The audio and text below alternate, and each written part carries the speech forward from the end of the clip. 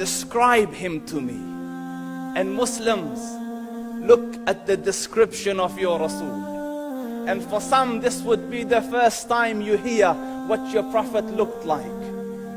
I saw a man of striking appearance. ظاهر الوضاء أبلج الوجه, radiant face, حسن الخلق, beautifully created. لم تعبه الثجلة, his belly wasn't protruding. ولم تزر به السعلة, nor was his head disproportionate and small. وسيم قسيم, proportionate and delicate, finely made, a specimen of a creation. في عينيه دعج, in his eyes there was a contrast. The dark was immensely dark, the white was excessively white. وفي أشفاره وطف, and his eyelashes were long. وفي صوته صهل, and in his voice was a natural echo. وفي عنقه سطع, and his neck was elegantly long. وفي لحيته كثاثة, his beard was full and thick. أزج أقرن, his eyebrows were arched, but they were not joined. It was separated.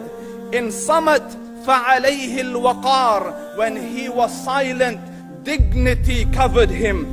وإن تكلم سماه وعلاه البهاء, and when he spoke, it was audible and clear, almost commanding and overtaking. أجمل الناس وأبهاهم من بعيد, from afar the most striking and outstanding in appearance. وأحسنهم وأجملهم من قريب, and when he came near, the best of them and the most handsome of them in closeness. حلو المنطق, such an exalted and sweet level of logic. Like when he used to speak, it was so coherently logical, it was smooth and easy to understand.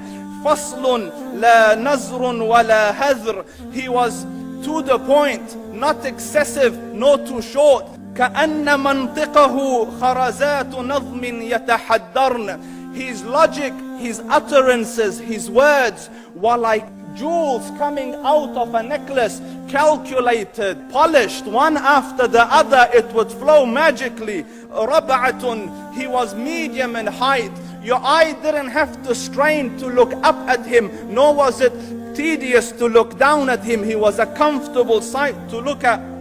له رفقاء يحفون به, he had friends, the people that were with him, they were working around him to try to serve and protect him. إن قال سمعوا لقوله, when he used to say something, they used to hearken to what he used to say. وإن أمر تبادروا إلى أمره, when he commanded, they used to compete to fulfill the command. This is Muhammad Rasulullah.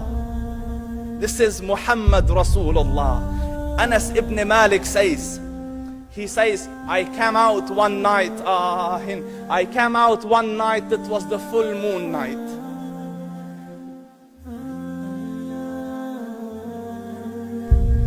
And I looked at the moon, and in the desert, understand, the moon is an awesome sight. It is smooth, it is radiant, it is clear, it is gentle compared to the scorching sun at which they are used to.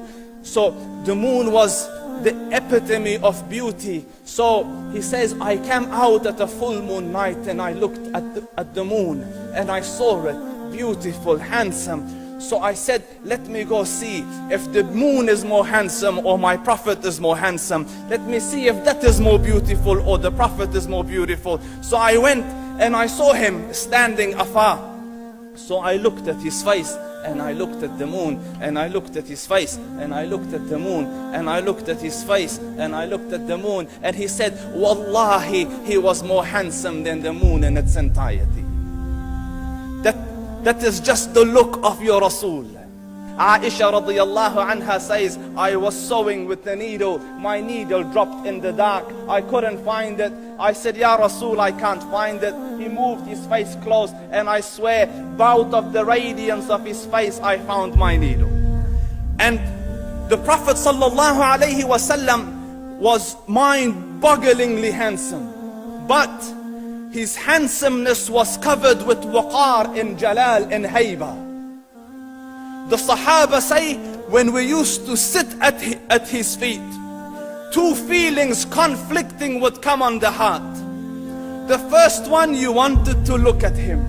You wanted to behold the majesty of his face.